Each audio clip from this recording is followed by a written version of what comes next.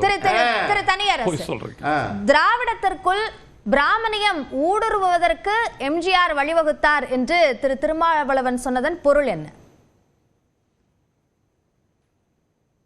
இப்ப இந்திய அரசியலில் பார்ப்பனிய கோட்பாட்டை பேசாமல் சமூகத்தில் அரசியலை இயக்க முடியாது. பார்ப்பனியம் என்பது மனித குலத்தினுடைய ஒரு கோட்பாட்டு வாழ்வியல் விசையாக அது பரிணமித்து விரிவடைந்து இந்தியாவில் இருக்கிற 146 கோடி மக்களை அது ஒரு வகையில் அது சிந்திக்க வைக்கிறது, செயல்பட வைக்கிறது. அது RSS சொல்லுகிறது. அந்த கோட்பாடு என்பது அது ஒரு வாழ்வியல் அப்படின்னு சொல்லுது.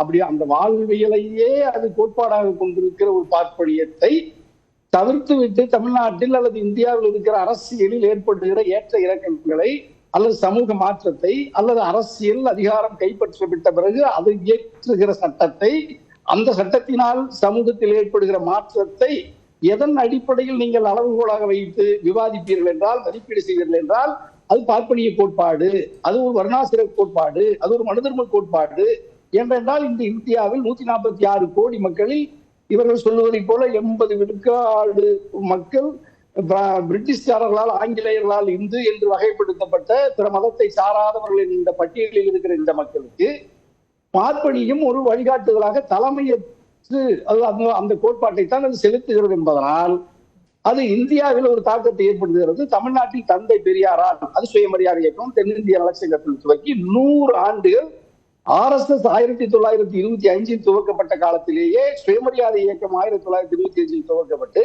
இரண்டுக்கும் ஒரே சம வயதில் இருந்து இந்தியாவிலேயே பார்ப்பனியத்துக்கு எதிராக குரல் கொடுக்கிற ஒரே இயக்கம், ஒரே மண் தமிழ்நாடு தான். அந்த ஒரே கோட்பாட்டு இசை திராவிட இயக்கங்கள் தான்.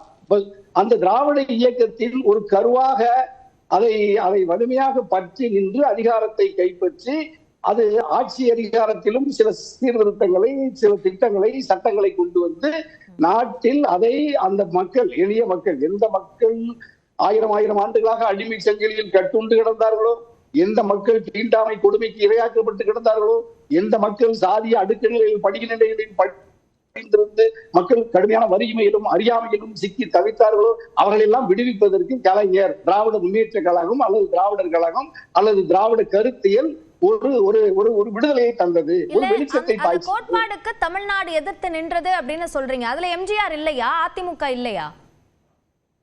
ஆமாமா, எம்ஜிஆர் ஐயா திராவிட முன்னேற்ற கழகத்தில் இருந்தது. இப்ப எம்ஜிஆர் ஐயா திராவிட முன்னேற்ற கழகத்துக்கு அழைத்து வந்தது யாரு? முத்தமிழறிஞர் கலைஞர் தான். அவர் காங்கிரஸ் கட்சியில் இருந்தார். ஆனால் கலைஞர் வேற எந்த கட்சியில் இருந்து வரல, வேற எந்த சித்தாந்தத்தை தழுவி நின்று தன்னுடைய குழந்தை பருவத்தில் இருந்து எந்த அரசியலை அவர் எந்த சமூகத்தை அல்லது எந்த பார்வையில் அரசியலை நேசித்தாரோ அதிலிருந்து இன்னொரு மாற்றி அழைத்து வரவில்லை. ஆனால் புரட்சி தலைவர் 1952 புரட்சி தலைவர் எம்ஜிஆர் திமுகவில் சேர்ந்தாரு. அன்னைக்கே திமுகவின் தலைவரா மாறிட்டாரா அல்லது பேரறிஞர் பெருந்தகை அண்ணாவினால் திமுகவுக்கு வந்தாரா? அதை சொல்லுங்க. ஐயா, கலைஞருடைய தனிப்பட்ட திரையுறைகள் நட்பிலிருந்து அவர் எடுத்து சொல்லி தன்னுடைய அன்பு, ஏன்னா அந்த தாய் புரட்சி தலைவருடைய அம்மாவும் 2 பேரையும் தன்னுடைய சொந்த அண்ணன் தம்பி மாதிரி ஈண்டெடுத்த குழந்தைகளை பார்த்துக்கிட்டாங்க சந்தியா அம்மா. அப்படியெல்லாம் அந்த 2 பேர் இருந்த அந்த நட்பின் காரணமாக புரட்சி தலைவரை தன்னுடைய பகுத்தறிவு கருத்துக்களை, திராவிட கருத்துக்களை புரட்சி தலைவருக்கு ஊட்டி புரட்சி தலைவரை திராவிட இயக்கத்துக்கு கொண்டு வந்து அரசியலில் இரட்டை குழல் துப்பாக்கியை போல திராவிட முன்னேற்ற கழகத்திற்காக புரட்சி தலைவர் உழைத்தார். அச்சம் என்பது மடமையடா, அஞ்சாவை திராவிடர் உடமையடான்னு புரட்சி தலைவரை பாட வச்சது யாரு? இந்த திராவிட கருத்தியில் தான். அப்படியெல்லாம் இருந்த எம்ஜிஆர் ஐயா கலைஞரை எதிர்த்து கட்சியை துவக்கி ஆட்சி அதிகாரத்திற்கு வந்த பிறகு அந்த முழுமையாக புரட்சி தலைவரை ஆதரித்தது, அது பல நிலைகளில் அவர்களுக்கு ஆலோசனையாக இருந்தது. இப்ப அவர்கள் இன்று நம்முடைய விடுதலை சிறுத்தைகளின் தலைவர், நாடாளுமன்ற உறுப்பினர் சகோதரர் திருமா சுட்டி காட்டியதை போல அந்த பார்ப்பனிய கருத்துக்கள் அல்லது அந்த சமூகத்தை சார்ந்தவர்கள் நேரடியாகவும் மறைமுகமாகவும் அவர்களுக்கு பல வகைகளில் திராவிட முன்னேற்ற கழகத்தை எதிர்ப்பதற்கு, கலைஞரை எதிர்ப்பதற்கு புரட்சி தலைவரை கருவியாக பயன்படுத்தினார்கள், அந்த அதிகாரத்தை பயன்படுத்தினார்கள். அதன் வழியாக இங்கு அவருடைய கருத்துக்கள் படிப்படியாக திராவிட இயக்கங்களுக்குள் ஊடுருவியது. அந்த ஊடுருவல் மூலமாக அண்ணாவையும் குறை சொல்றாங்களா? திரு கருணாநிதியை எதிர்க்கிறார் என்பதற்காக பிராமணியத்தை ஊடுருவ விட்டார் அப்படின்ற அடையாளப்படுத்துறது சரியா? அதாவது திராவிட முன்னேற்ற கழகத்தின் தலைவர் கலைஞரை வீழ்த்துவதற்கு எம்ஜிஆர் ஒரு கட்சியை துவக்கி இருக்கிறார். ஆகவே எம்ஜிஆரிடம் அணிதிரண்டார்கள் யாரு? பார்ப்பனியர்கள் அல்லது பார்ப்பனிய கருத்தியலை உட்கொண்டிருந்தவர்கள் அல்லது வடநாட்டு RSS இந்துத்துவ அமைப்புகள் நேரடியாகவும் மறைமுகமாகவும் அண்ணா திராவிட முன்னேற்ற கழகத்தை ஆதரித்தது, புரட்சி தலைவரை ஆதரித்தது, புரட்சி தலைவர் அம்மா தலைவருக்கு பிறகு புரட்சி தலைவர் அம்மா அவர்களை ஆதரித்தார்கள். ஆதரவு என்பது அரசியல் ரீதியாக அல்லது அந்த ஆதரவெல்லாம் நீங்க RSS ஊடுருவெல்லாம் நீங்க அவ்வளவு இலகுவா கண்டுட்டு தெரியாது. அப்படியெல்லாம் நீங்க படிப்படியாக நீங்க எங்க ஐயா KCP ஐயா கூட மிகச்சிறந்த பகுத்தறிவாளர் தான், திராவிட இயக்க கோட்பாட்டை சார்ந்திருந்தவர் தான். புரட்சி தலைவர் புரட்சி தலைவர் அம்மா கூட அவர்கள் இப்படியெல்லாம் ஊடுகிறார் என்பது எங்க ஐயாவுக்கு தெரியும். ஆனா எங்க புரட்சி தலைவர் இப்ப நீங்க திராவிட இயக்கம் பார்ப்பனியத்துக்கு எதிரானது இல்லைன்னு KCP ஐயா நிறுவ முற்பட்டாங்க, நான் பார்த்தேன். ஆனா ஆரியம் திராவிடம் என்கின்ற இந்த வார்த்தை சொல்லாடல் எங்கிருந்து வந்தது?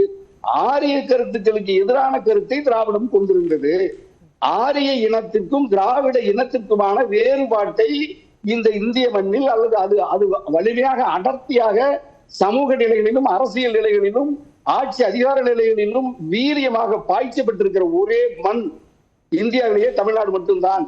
அப்படி ஆரியத்திற்கு நேர் எதிரான நிலையில் திராவிடத்தை தலைமையாக கொண்டிருந்த திராவிட இயக்கத்திற்கு அண்ணா திராவிட முன்னேற்ற கழகம் ஒரு துருவ திராவிட இயக்கமாகவே அது வளர்ந்து வந்தது. அப்படி அண்ணா திராவிட முன்னேற்ற கழகம் என்ற கட்சியை வைத்துக் கொண்டு அது பார்ப்பனியத்திற்கு ஆதரவாக இருக்கும் என்ற பொருளில் பார்க்க கூடாது. ஆனாலும் கூட அண்ணா திராவிட முன்னேற்ற கழகம் திராவிட கருத்தியிலிருந்து மாறியது. திராவிட கருத்தியிலிருந்து அது சிதைந்து படிப்படியாக இந்துத்துவ கருத்துக்களால் பார்ப்பனிய கருத்துக்களால் அந்த கோட்பாட்டு சிறையை அவர்கள் கிட்டத்தட்ட ஒரு 40 ஆண்டு காலம் அதை பயன்படுத்தி இப்பொழுது எங்க ஐயா OPSஓ எங்க ஐயா DTVயோ எங்க அம்மா சின்னமாவோ எங்க எடப்பாடி எல்லாம் பொட்டு வச்சு எல்லா 24 மணி நேரம் யாகம் நடத்தி ஜோதிடர்களை கேட்டறிந்து சடங்கு சம்பிரதாயங்களை முடித்துக் கொண்டு அரசியல் பயணத்தை துவக்கிறாங்கல்ல, அது எங்கிருந்து வந்தது? அப்ப திராவிட இயக்கம் ஒரு பகுத்தறிவு இயக்கம். அது மனித குலத்துக்கு அறிவியல் வெளிச்சத்தை பாய்ச்சி அது சாக்ரட்டிஸ் குறித்து பேசியது, அது காரல் மார்க்ஸ் குறித்து பேசியது, ஆனால் அம்பேத்கர் குறித்து பேசியது. ஆனால் அம்பேத்கரையா கூட செல்ல துணியாத மதத்தை கடவுளை எதிர்க்க துணியவில்லை. அம்பேத்கரையா கூட வெறும் சாதிய அடுக்கு நிலைக்கு மதம் காரணம் என்று சொன்னார். மதமே தவறானது, மதம் இறைவனே தவறானது சொன்ன உலகத்திலே ஒரு மகத்தான இயக்கமாக தந்தை பெரியாரும் திராவிட கழகம் தான். அதுதான் மனித குலத்திற்கு அதனுடைய வெளிச்சத்துக்கு அது வலிமை அண்ணா திராவிட முன்னேற்ற கழகம் அதிலிருந்து படிப்படியாக திசை மாறியது. அந்த மாற்றத்திற்கு புரட்சி தலைவரும் புரட்சி தலைவி அம்மாவும் வழி வகுத்தார்கள் அப்படிங்கிறது VCK திருமா சொன்னதுல எந்த பிழையும் இல்லை, அது உண்மைதான். அதனால ஏற்பட்ட சிதைவு சீரழிவு குறித்து கூட என்னால் விளக்க முடியும்னா பட்டியலுக்கு விளக்க முடியும். சரி, திரு KCP குறுக்கிட வேணும். நீங்க அதாவது திரு ஐயநாதன் அவர்கள் சொல்ற பொழுது அந்த ஒரு ஜியோவை பத்தி சொன்னாரு. புரட்சி தலைவர் எம்ஜிஆர் காலத்துல அந்த 9000 ரூபாய் பொருளாதார கொள்கையில, அதே போல ஜெயலலிதா அம்மா காலத்துல ஆடு கோழி வெட்டுறது, கட்டாய மத மாற்ற தடை சட்டம், இதெல்லாம் சொன்னாரு. நீங்க ஒரு அரசாங்கம் நடக்கிற பொழுது அந்த தவறுகள் திருத்தப்படாமல் இருந்திருந்தால் நீங்கள் அதை பற்றி பேசுவது சரி. அந்த தவறுகள் திருத்திக் கொள்ளப்பட்டதற்கு பிறகு பிற்காலத்தில் திருத்தல யார் இதை கொண்டு வந்ததாக நீங்கள் இன்றைக்கு குற்றம் சாட்டுகிறீர்களோ அவர்களே இதை மக்கள் ஏற்றுக்கொள்ளவில்லை, இந்த இடத்தில் நாம் தவறு செய்து விட்டோம் என்று உணர்ந்து அவர்கள் அதை திருத்திக் கொண்டதற்கு பிறகு, அவர்கள் மறைந்ததற்கு பல ஆண்டுகளுக்கு பிறகு நீங்கள் அதை பற்றி பேசுவது தவறு.